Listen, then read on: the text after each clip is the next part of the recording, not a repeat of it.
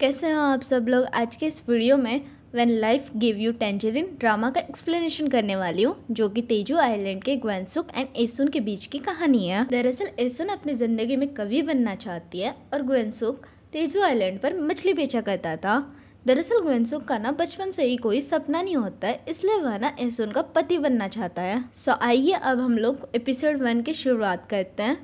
कहानी की शुरुआत में हमें एक वृद्धाश्रम को दिखाया जाता है, जहाँ पर रहने वाले लोग चित्र और कविता के माध्यम से अपने मन की भावनाओं को दर्शाते हैं। फिर हमें एसुन को दिखाया जाता है, जो कि अपनी ड्राइंग बुक पर समुद्र का तस्वीर बना रही होती है। उसके बाद हमें एसुन के पास्ट की स्टोरी को दिखाया जाता है, जहाँ पर हमें एसुन की मम्मी को देखते हैं, जो कि समुद्र से सी फूड को पकड़ रही होती है। काफी समय बीत जाने के बाद एसुन अपनी माँ को माँ माँ करके ना पुकारती है और उन्हें बाहर आने के लिए कहने लगती है। तभी हम वहाँ पर ग्वेंसुक को देखते हैं, जो कि मछली की टोकरी लेकर आया हुआ होता है, जिसके गाल ना काफी ज्यादा लाल लाल होते हैं। तभी वहाँ पर उपस्थित मछुआरे एसुन और ग्वेंसुक को इस बात के लिए चिढ़ाने लग जाते हैं कि एसुन को ग्वेंसुक से शादी कर लेनी चाहिए, क्योंकि ग्वेंसुक एसुन से काफी ज्यादा प्यार करता है। उसके बाद एसुन और उसकी माँ अपने घर चले जाती है। घर आकर एसुन अपनी माँ को बताती है कि वह कविता के कंपटीशन में सेकंड आई है, लेकिन उसके माँ को इस बात से ना ज़्यादा कुछ फ़र्क नहीं पड़ता है, क्योंकि उसकी माँ ना ज़्यादा पढ़ी लिखी नहीं होती है, इसलिए वो ना सिर्फ समुद्र से सीपिया को पकड़ती है। और वह एसुन को चिढ़कर कहती है कि जाओ अपने दादी को जाकर सुनाओ, क्योंकि उनका ख़ानदान तो पढ़ा लिखा है।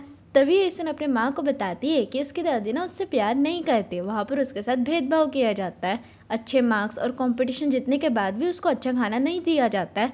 यह सब कहकर एसुन वहाँ से अपने घर चले जाती है। सीन शिफ्ट होता है और हम देखते हैं कि एसुन के स्टेप फादर अपने वाइफ से कहते हैं एसुन को अपने घर में रख लेना चाहिए, जिससे एसुन को माँ का प्यार मिल सके। लेकिन उसकी वाइफ ये सब मानने से इनकार कर देती है और कहती है एसुन को उसके दादी के घर पर ही रहने दो। हम यहाँ पर खुद रेंट से रहते हैं और हमारे पास इतने पैसे भी नहीं है कि हम एसुन को पढ़ाई लिखाई का खर्चा भी उठा सकें। इतने में ही एसुन के स्टेप फादर अपने वाइफ को वो पोयम दिखाते हैं, जिसे एसुन ने लिखकर कंपटीशन को जीता था। उसे पढ़कर एसुन की माँ ना थोड़ा सा इमोशनल हो जाती है।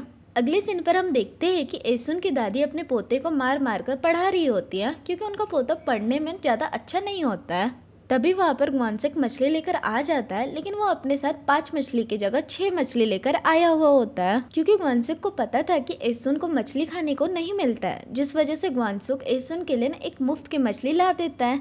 लेकिन एसुन के चाचा को ये बात बिल्कुल अच्छी नहीं लगती है और वो ग्वेंसुक के ऊपर काफ़ी ज़्यादा चिल्लाने लग जाते हैं। तभी वहाँ पर हम लोग देखते हैं कि एसुन की मम्मी बहुत सारी मछली लेकर उनके घर पहुँच जाती है। उसके बाद चाचा से वह यह कहकर झगड़ने लग जाती है कि एसुन के लिए खाना नहीं रखा जाता है, और वह अपने साथ एसुन को अपने घर लेकर चले जाती है। और ये सब ग्वेंसुक चुपचाप खड़े होकर देखते रहते हैं। और एसुन और उसकी माँ समुद्र के रास्ते अपने घर की ओर जा रही होती है। तभी एसुन को पता चलता है कि उसकी मॉम ने उसकी कविता पढ़ रखी होती है। एसुन को यह सब पता चलते ही वो काफ़ी ज़्यादा खुश होने लग जाती है। अगले दिन हम देखते हैं कि एसुन की माँ अपने पति से कहती है कि एसुन ज़रूर अपनी ज़िंदगी में कुछ बड़ा करने वाली है, और साथ ही साथ ये भी बताती है कि वह ज़िंदगी में बड़े होकर एक पोएट्री बनना चाहती है।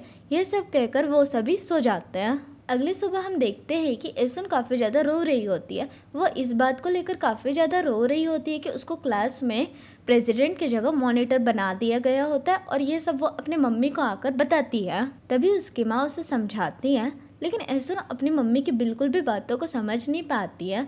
तभी वहाँ पर ग्वेंसुक बोलता है कि जी आंटी जी, एसुन बिल्कुल भी सही बोल रही है। उसने प्रेसिडेंट के वोट में काफ़ी अच्छे वोटों से जीता हुआ है, लेकिन फिर भी उसे प्रेसिडेंट नहीं बनाकर क्लास का मॉनिटर बना दिया गया है। इसके बाद हमें क्लासरूम दिखाया जाता है, जहाँ पर एसुन अपने क्लास टीचर को कन्विंस कर रही होती है कि उसे मॉनिटर की जगह प्रेसिडेंट बना दिया जाए। तभी क्लास टीचर एसुन को समझाते हैं कि लिमांकी के पापा ने क्लास में काफ़ी ज़्यादा डोनेशन दिया हुआ है, जिस वजह से उनकी बेटी को क्लास का प्रेसिडेंट बनाया गया, और जो तुम्हें मॉनिटर की पोजीशन दिया गया है ना, तुम उसी पर खुश रहो, अदरवाइज क्लास के मॉनिटर से भी हाथ धो बैठोगी। ये कहकर वो वहाँ से चले जाते हैं। अगले दिन एसुन की माँ को एसुन के क्लास टीचर से मिलने के लिए जाना होता है, लेकिन उसके पास अच्छे कपड़े नहीं होते हैं, जिस वजह से वह किसी और के खेतों में काम करने के लिए लग जाती है, जिससे उसे अच्छे कपड़े मिल सकें। अगले सीन पर हम देखते हैं कि एसुन की माँ स्कूल गई होती है, जहाँ पर अपनी बेटी की लिखी हुई पोएट्री को वो वॉल पर देखती है। उसके बाद वो कहने लगती है कि मेरी बेटी की पोएट्री को फ्रेमिंग नहीं करवाया है, और जो बेकार लिखा हुआ है उसको फ्रेमिंग करवा कर रखे हैं। तभी वहाँ पर एसुन के क्लास टीचर पहुँच जाते हैं। इसके बाद वो क्लास टीचर को कन्विंस करने लग जाती है, जिसके लिए वो अपने घर से टीचर के लिए कुछ खाने पीने का सामान और कुछ पैसे लेकर आई हुई होती है, जिससे एसुन को क्लास के प्रेसिडेंट बना दिया जाए।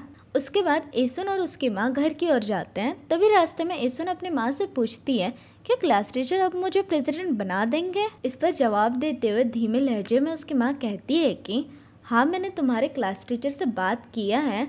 तभी एसुन समझ जाती है और कहती है मुझे मॉनिटर बनने में ही मज़ा आ रहा है, मुझे प्रेसिडेंट नहीं बनना है। और वैसे भी प्रेसिडेंट केवल नाम का ही लीडर होता है, हम दोनों का काम तो एक ही जैसे होता है। और वह अपनी माँ से कहती है कि मैं बड़े होकर ना सबसे पहले आपकी ज़रूरतें पूरी करूँगी। जिसके बाद एसुन की माँ घर आकर सारी सिगरेट के पैकेट को ना आग में जला देती है। अगले सीन पर हम देखते हैं कि एसुन की दादी एसुन की माँ को झाड़ फूक कर रही होती है। एसुन की माँ काफ़ी दिनों से ना बीमार होती है, जिस वजह से घर वाले एंड उनके नेबर उसे गोताखोर करने से मना करते हैं। तभी एसुन गुस्से में आकर अपनी माँ के पोशाक को आग में जला देती है।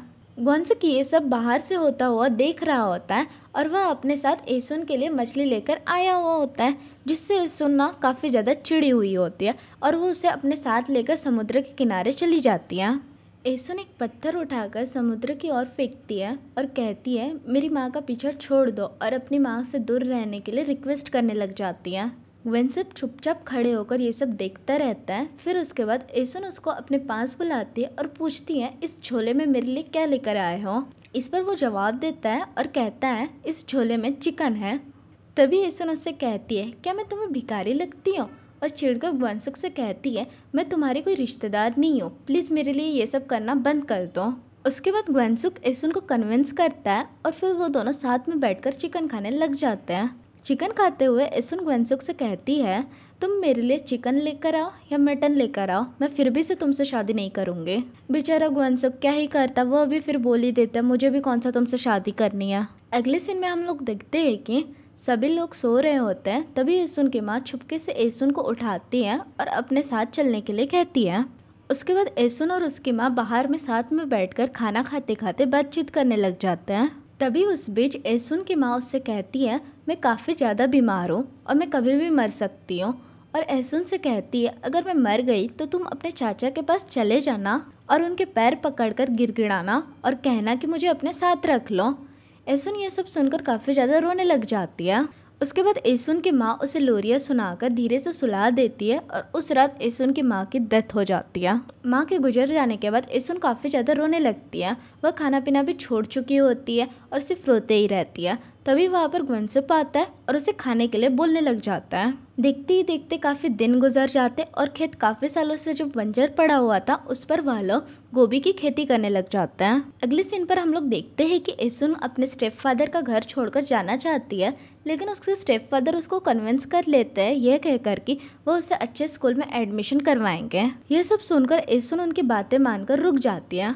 कुछ दिनों तक सिर्फ ऐसा ही चलता रहता है। अब अगले सीन में हम लोग देखते हैं कि एसुन और ग्वेन्सुक काफ़ी ज़्यादा बड़े हो जाते हैं और वह दोनों मार्केट में गोभी और मछली बेच रहे होते हैं। उन दोनों की ज़िंदगी कुछ इसी तरह से गुजर रही होती है। वैसे आपको एक बात बता दूं, एसुन की गोभी ज़्यादातर ग्वेन्सुक ही बेचता है और एसुन सिर्फ किताबें ही पढ़ती रहती थी और ग्वेन्सुक सारा पैसा एसुन को दे भी देता है। एक दिन ग्वेन्सुक की दादी मार्केट में आती है और वो ग्वेन्सुक और एसुन को साथ में देख लेती है और ग्वेन्सुक की दादी गुस्से में एसुन की सारी गोभी नीचे गिरा देती है और एसुन को काफ़ी ज़्यादा भला बुरा भी कहने लग जाती है और दादी एसुन को मारने के लिए दौड़ाने लगती है। लेकिन तभी बीच में ग्वेन्सुक आ जाता है और उन्हें रोक लेता है, जिसका फ़ायदा उठाकर एसुन 9 तो 11 हो जाती है।